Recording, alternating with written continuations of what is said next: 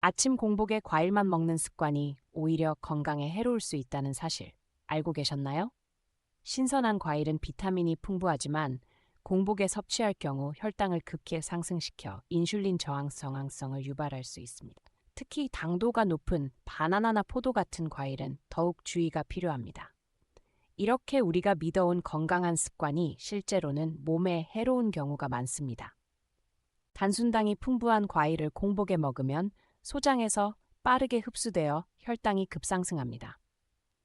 이때 췌장은 인슐린을 과도하게 분비하게 되고 시간이 지남에 따라 인슐린 저항성이 생기면서 당뇨병 위험이 높아집니다.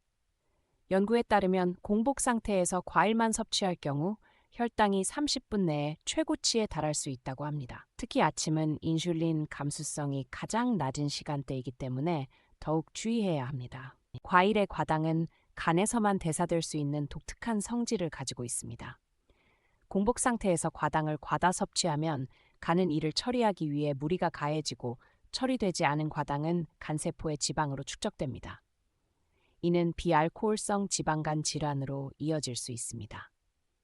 의외로 건강식으로 알려진 과일 주스도 농축 과정에서 과당이 더욱 집중되어 있어서 같은 양의 과일보다 더 해로울 수 있습니다. 많은 분들이 다이어트를 위해 저녁에 과일로 식사를 대체하곤 합니다. 하지만 야간에 섭취한 과당은 활동량 감소로 인해 더욱 효율적으로 지방으로 전환됩니다. 또한 수면 중에는 대사 활동이 느려져 간이 과당을 처리하는 능력이 저하됩니다. 연구에 따르면 같은 양의 과일이라도 저녁에 섭취했을 때 내장 지방 축적이 40%더 증가한다는 결과가 있습니다. 특히 취침 3시간 전에는 과일 섭취를 자제하는 것이 좋습니다. 저지방, 다이어트, 건강이라는 표시가 있는 가공식품들에 주의해야 합니다. 이러한 제품들은 맛을 보완하기 위해 고과당 옥수수 시럽 등의 첨가당을 많이 포함하고 있습니다.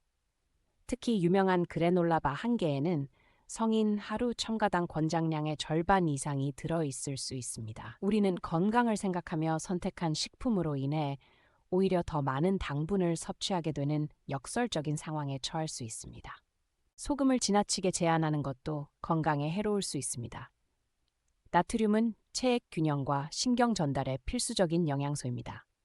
지나친 저염식은 저나트륨 혈증을 유발해 두통, 피로, 심지어 의식장애까지 일으킬 수 있습니다. 문제는 소금 그 자체보다 가공식품에 포함된 숨은 나트륨에 있습니다. 집에서 조리할 때는 천일염을 적당히 사용하고 대신 가공식품 섭취를 줄이는 것이 현명한 방법입니다. 단일 영양소에 집중하기보다는 음식의 조합에 주목해야 합니다. 예를 들어 탄수화물을 단독으로 섭취할 때보다 단백질이나 식이섬유와 함께 섭취하면 혈당 상승을 완화할 수 있습니다.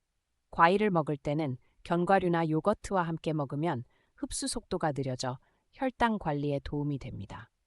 이른바 영양소 동반 섭취 원리는 혈당 조절뿐 아니라 영양소 흡수율도 크게 향상시킵니다. 하루 8잔의 물을 무조건적으로 마셔야 한다는 통설은 과학적으로 입증되지 않았습니다.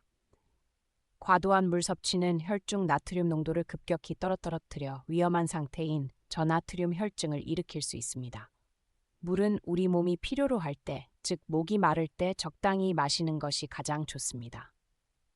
특히 신장 기능이 약한 분들은 과도한 수분 섭취로 인해 부종이나 전해질 불균형이 올 수 있으므로 더욱 주의해야 합니다. 첫째, 아침에는 단백질과 건강한 지방을 함께 섭취해 혈당을 안정화하세요. 계란, 아보카도, 통곡물이 좋은 선택입니다. 둘째, 과일은 식후 디저트로 적당량을 섭취하되 당도가 높은 과일은 점심 전까지 먹는 것이 좋습니다. 셋째, 가공식품보다는 신선한 식재료를 선택하고 영양소 균형을 고려해 조합하세요.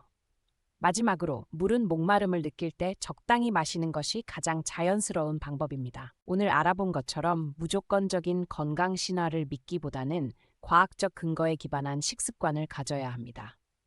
혈당 관리를 위해 아침 식사의 구성을 바꾸고 영양소 조합을 고려하며 식사 시간대를 의식하는 것이 중요합니다.